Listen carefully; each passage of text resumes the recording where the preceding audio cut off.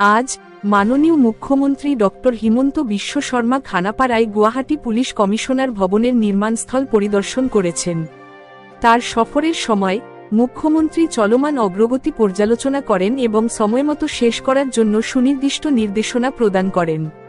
নতুন 8তলা বিল্ডিং, যার আনুমানিক নির্মাণ ব্যয় 95 কোটি টাকা, গুয়াহাটির পুলিশ কমিশনারের অধীনে সমস্ত বিভাগ এবং শাখা থাকবে। এই কেন্দ্রীভূত সুবিধার লক্ষ্য অপারেশনাল দক্ষতা বাড়ানো এবং প্রশাসনিক কার্যাবলী সুগম করা।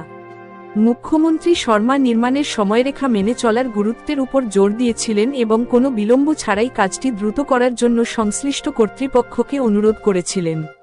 তিনি 15 আগস্টের মধ্যে প্রকল্পের কাজ শেষ করার সুস্পষ্ট নির্দেশনা দেন। গুয়াহাটি পুলিশ বিভাগের কার্যকারিতার জন্য এই ভবনের সময়মতো সমাপ্তি অত্যন্ত গুরুত্বপূর্ণ। আমাদের অবশ্যই নিশ্চিত করতে হবে যে প্রকল্পটি তার সময়সীমা পূরণ করে, ডক্টর শর্মা বলেছেন। এই সফরটি শহরের আইন প্রয়োগকারী সংস্থাগুলির পরিকাঠামোকে শক্তিশালী করার জন্য মুখ্যমন্ত্রীর প্রতিশ্রুতিকে বোঝায়, জননিরাপত্তা ও নিরাপত্তা জোরদার করার বিষয়ে তার প্রশাসনের মনোযোগ প্রতিফলিত করে।